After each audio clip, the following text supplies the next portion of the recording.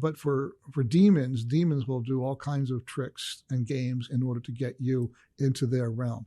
So generally speaking, if the ghost is, talking, communicating with you, that's a demon. Bless the Lord, O my soul, bless it. Hi, thanks for tuning in to Armor of God. As always, let me start this video by saying thank you so much for taking the time to be here with us, and hopefully you'll be edified with what we've put together here for you.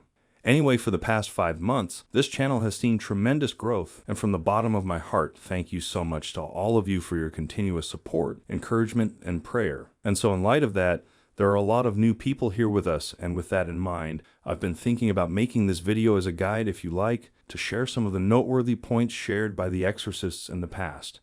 Do you believe in demonic possession? The idea of a malevolent entity controlling a person's thoughts and actions, do you believe that? No, Well, then you won't believe anything I'm about to tell you. it's not important what I believe. What's important right now is what you believe.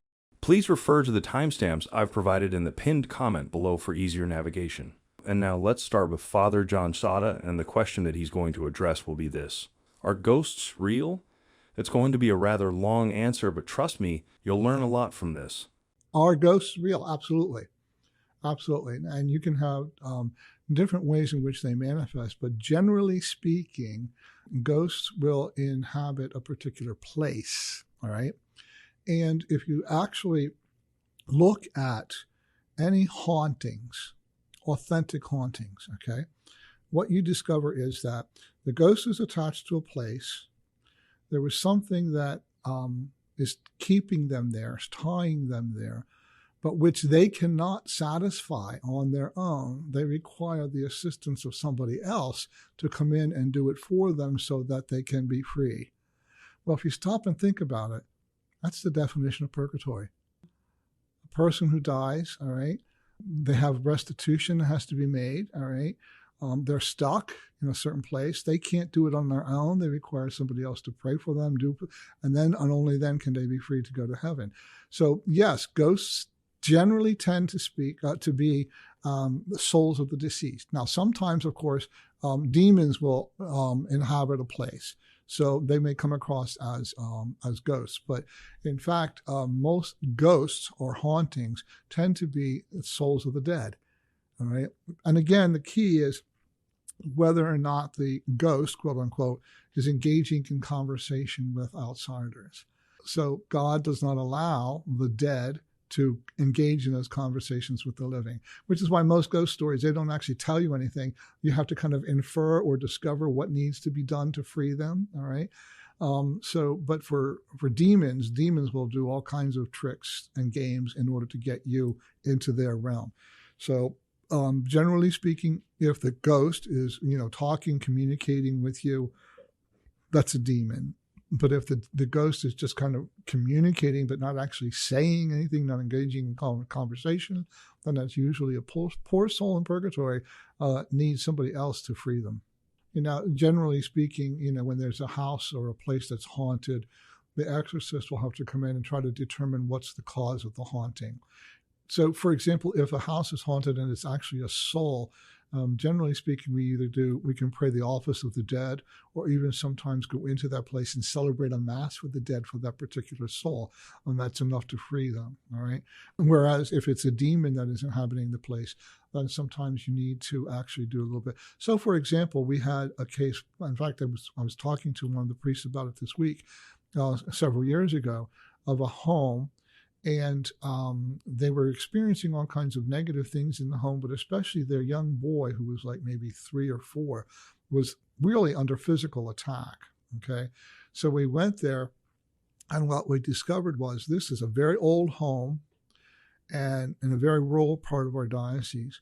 And in the basement was the old town well. And there was a slab, slate slab that covered the well, on which we actually found occult symbolisms drawn. We also found some up in the attic on some of the beams, all right? So we knew that this probably what had happened was this town well had been the site of maybe a coven doing all kinds of occult practices many, many years ago. But the building is built over this well where these things occurred. So we actually had to have a minor exorcism of the house in order to drive out the demons. And we did, and the young boy, we anointed him with oil and all of his senses and freed him completely. I mean, there was no problems after that whatsoever. So, so that's what you have to do. You have to figure out which it is, what causes them to be there in the first place, and then you apply the appropriate remedy. Chances are, if you listened to many exorcists before, you probably heard conflicting information shared by them, and you'll probably start wondering which of these priests to believe. And so I thought it's fitting that I share what Father Daniel Reehil thinks about that. Because they're spiritual beings which have no body, and they are, for the most part, much more intelligent than we are. There are certain choirs of these that are, I've interacted with some of them, they see dumb as a doorknob, but for most of them are going to outwit you in any kind of, dialogue back and forth. So we tend to not listen to them. Malachi Martin's book was, basically a documentary of these 4 cases he had, and he put it into a book form. So I would have to trust that what he wrote down is probably pretty accurate according to the way he saw it. But that doesn't mean that's always going to be the case, So when we're dealing with these things, we try to make general predictions based on past experience. It's like the stock market. It seems like these things are happening. So it looks like if we do this, we're going to make this much money in the next month. But then a crash hits and everything goes south and you weren't predicting that, and you don't know what happened. That can happen too with demons. Like, we think we know how they're operating, but we never know what's in the mind and the heart of the victim, right? When did you possess Edward? It doesn't work that way. Can't just possess someone. We need a series of yeses. So you're saying it's a Of course process? it's a process. How does it work? It's complicated. Try me. I'm smarter than you think. You're smarter than I think. Okay, James. We offer up a series of temptations, gradually increasing in terms of duration and intensity, degree of moral inequity. Absence of baptism in this case allowed us to begin work long before the age of reason. At 3, age of 5, maybe a theft of a toy car can do a great deal. Then we move on to bigger and better things. At 8, grandmother's gift of a Ouija board gave us immediate access to his decision-making, so we began steering them without him ever calling into question exactly who was doing the steering. Enough yeses and few enough nos gave us increasing rights over the victim's physical and mental processes. Did that track, James? It seems random, almost, unfocused. Well, that's what we want you to think. We have a level of focus beyond your comprehension. As a matter of fact, everybody around him, friends, family, they didn't even notice the changes. It happened so incrementally. They just thought it was Eddie being Eddie. We knew exactly what we were doing, when, where, and how he was giving consent, and the exact moment that we achieved each new degree of control. Degree? Control host body comes in degrees. They're stages, each with its own name and characteristics. And those are? From top to bottom, extreme temptation, obsession, infestation, finally possession, subjugation. And Edward Wayne Fully is... subjugated. That's why we're having this conversation. Yes, we own him. So I can ask the victim questions. Have you ever dabbled in the occult? No, never. And then after like the 3rd exorcism, the mother reveals that, as a baby, the child was satanic ritually abused and nobody told the kid. And now we start to understand more about why these things are afflicting him. But without the information, we wouldn't know, and we wouldn't know how to perceive what's happening to the victim. We had a nun that happened to, who was in a very famous religious order, and she came from Rome to be delivered. It took a year of daily prayer and weekly exorcisms with this woman to finally get the thing out of her, because it had been with her whole life, and she was kind of accustomed to it. And what in her subconscious wasn't fully prepared to let it go, because for much of her life, she felt that was her only companion, even though it was something that was harming her. It's a very strange dynamic. As she got older, realized this is more than an imaginary friend, but she didn't know what it was hurting her. And then she asked for help. She did make it into a religious order, even with all the afflictions. So I guess going back to original point is we try to understand as best we can what's happening in the diagnosis. And there's a very long spiritual questionnaire. It's about 8 pages, single spaced, font 12 type, of every aspect of the person's life, their mental history, physical history, sexual history, spiritual history, drug addict, all of it. And from that, we try to discern what happened here. And then when did this event start happening in your life? What was happening the week prior to when the first supernatural event occurred? And usually they can pinpoint something. They'll say, well, in some of the most easy cases, it'll be like, a teenager said, well, we played with a Ouija board. We thought it was a game. And then I got home and every night I've had these night terrors and now I feel like killing myself and I'm in despair. Okay, well, we can tie it back to the Ouija board, right? So we can get, if they own the Ouija board, we can bless it and then burn it. And then we do the deliverance over the house and the people there. And hopefully, usually 9 times out of 10, everything's fine. But if we don't know what's going on, especially if there's a cursed object in the home and we don't know what it is, it makes it very difficult. That's a case where you really have to dig deep on what's happening here. Did you pick up any artifacts on any trips you made overseas or to Latin America or South America? Did you bring back lava from Hawaii that you weren't supposed to take? And then a lot of these questions, people go, what does that matter? Well, because that could be the thing that's cursed. It's causing the problems in your home. But if you don't know, it looks random, right? It's just a random thing. We can't figure it out. Guess what the #1 item mailed back to Hawaii from the contiguous states is? Lava. Because they realize their life is falling apart. They want the thing gone, and they research, what do I do? They say, mail it back to Hawaii, and it will be, everything will be back to normal. So that's substantiated evidence. If you're new here, you've probably missed the video where I shared something from Msgr Stephen Rossetti, who said that hell is ironically a mercy to the demons. Therefore, I hope his explanation here will be helpful to you. You want to protect yourself and your home. Holy water. I have a little holy water fountain in my house. I bless myself before I go into the chapel. Bless crucifixes, holy statues. We use relics, of course, of saints. So any sort of holy sacramental or stole. I'll put the stole on around the neck of the possessed person, the demons say, take it off, take it off. It tortures them. And although, matter of fact, at one point, the demon says, this stole has been involved with, and I forgot the number, but so many masses. This stole has been involved. They knew exactly to the number how many hundreds of masses that stole had been in. But so that stole tortures them. Anything holy. The reason why these things torture them is because anything connected to Jesus, anything connected to grace, they can't stand. That's why actually hell is actually, it sounds strange, but it actually is part of God's mercy. Everything that God does is merciful. God cannot not be merciful. So now imagine those demons when they're present. We throw just a little bit of holy water on them. They start screaming. They can't take it. Now imagine taking one of those demons and putting him in heaven in the presence of God. It would be an incredible infinite suffering. So if they can't stand a little bit of holy water, what would they be like in heaven? It would be unmerciful. So hell, ironically, is actually a place for them to be because of their horrible choice, which is actually merciful.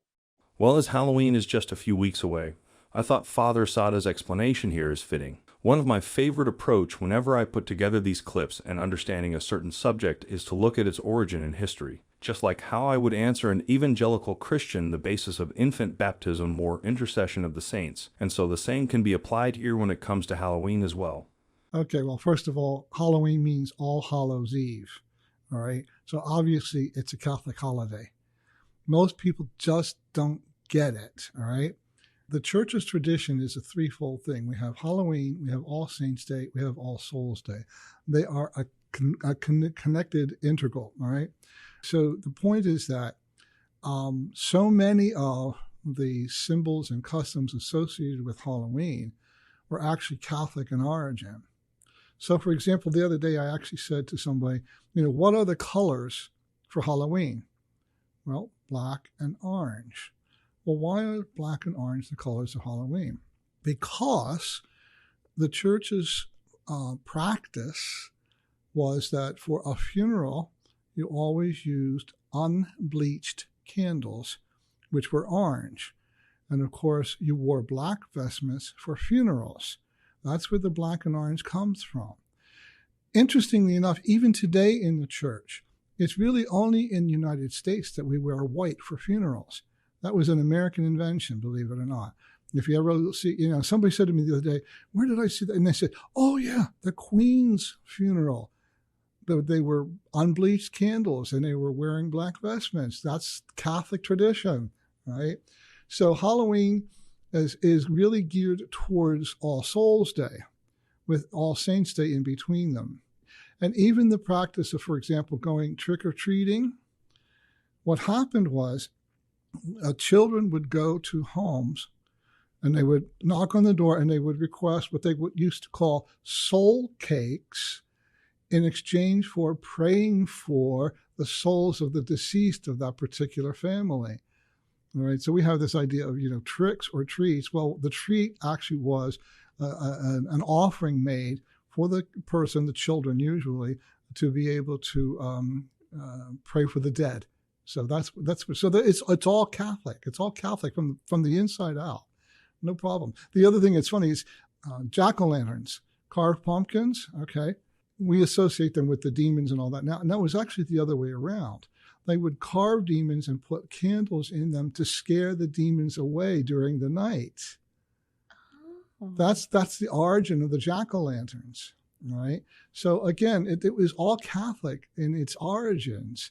It's gotten twisted. As actually somebody mentioned on our workshop this week down there, so many of our Catholic things have been appropriated by the other side. For example, the rainbow. All right. Well, we know what it was. It was originally the sign of God's covenant with creation, and now it's been appropriated by the gay movement. All right. So, but that's what has happened all across the board, and so much of even the Halloween practices are actually Catholic. Actually, what happened was, so they would trick or treat on All Souls on the night of Halloween. They celebrate All Saints Day, but then in the tradition, after Vespers of All Saints Day, when the priest wore white, he would then switch and wear black in order to celebrate the Vespers of the Dead for the day that was coming up. So even on All Saints Day, they celebrated black vestments for the Vespers of the Dead for the following day. So all 3 days are interconnected. Well, first of all, it is because of the association with the dead, all right? And so, again, that's how the other side has appropriated it, because of its association with the dead. And of course, there's physical life and there's physical death, and there's spiritual life and spiritual death, all right? And so they have just taken something that, and again, we've lost, part of the problem is us. We have lost, for example, the fact that we don't wear black vestments anymore, that oftentimes we celebrate the person's resurrection. We celebrate, remembrance of their life or something like that, rather than praying for the dead. We have lost it, and they picked it up. See, that's where the whole thing comes in. When we don't remember our own traditions and we don't practice our own traditions, they're going to be picked up someplace else. If you're still here watching this video, thank you so much for taking the time to do so, and I hope you've learned a lot so far. As for the next part of our video, let's hear a little bit from Msgr Rossetti, and again, I'm arranging all these things on the basis of this video being a sort of a guide for new subscribers on this channel. So my apology to some of you if you've heard this before multiple times, the relation between unforgiveness and the demonic. When we're working with someone to cast out the demonic influence, we need to sort of break any connections between the demons and individual. We need to sort of scrape away or heal any sort of underlying hooks that the demons use. One of those is unforgiveness. So when we're holding unforgiveness in our hearts, that gives the demon something to hook onto. But it's important to understand what we mean by forgiveness. Forgiveness does not mean we like having people have abused us or it's okay. No. Forgiveness means we make an act of the will. We commend the person to God. We let go of it and ask God to bless the person. We don't curse. That's what demons do. God blesses. So even though someone may have hurt us, and we may be very hurt and at times even angry about it, we let it go. We ask God to bless the person. at the beginning of an exorcism, we'll almost always take the person through a forgiveness ritual, saying, I willingly forgive the following people, and they'll name the people. In the name of Jesus, I ask the God to bless them. So that letting go of unforgiveness gives the demons less of something to hook onto. Now we know that demons are liars, and no matter how many times I've shared this before, this will always be raised by some to discredit what the exorcists are sharing, which is totally understandable. There are always skeptics around. Even Father Reehil said as much, that these demons are liars, but that's not the only reason why I've decided to share this clip with you. Rather, it's to drive home the point of these demons actually needing permission by they can possess somebody. And we dialogue with these demons. It's not something we encourage people to do, but I do ask, who are you and how did you come here and what gave access to this person? And oftentimes they'll tell you, now we know they're liars too, so you can't take everything as gospel, but over, the centuries, cumulatively, exorcists have learned a few things. They pretty much need permission to enter. They pretty much need permission, and that could come literally as granted permission. If you saw the movie Nefarious, remember when he's toying with the what is it, a lawyer? I guess a lawyer. Give me permission to come into you, and he's like, no, I'm not going to do that. He goes, why? You don't believe in me? Invite me in. Let me inhabit you. I'm not going to do that. Why not, James? You're an atheist, remember? What are you afraid of? I'm not playing that game with you. You're already playing it. We're playing it together. Now play by the rules and invite me in. All right, then. But if I agree, I get to make a request as well. Agreed. You have my complete, unfettered, and irrevocable permission. Here I am. So he finally gets him to tricks him into saying, sure, come into me. And then nothing happens. Because once they gain permission, now they have full right to come in whenever they choose. And we see later in the movie when he chooses his moment to go in. And then the guy is like, oh, that was a big mistake. I shouldn't have given permission. But we also get permission by grave sin, addiction to pornography, drugs, all sorts of things like that. Dabbling in the occult, witchcraft, voodoo, all these things are open doors where we're basically giving permission because we're participating in idolatry.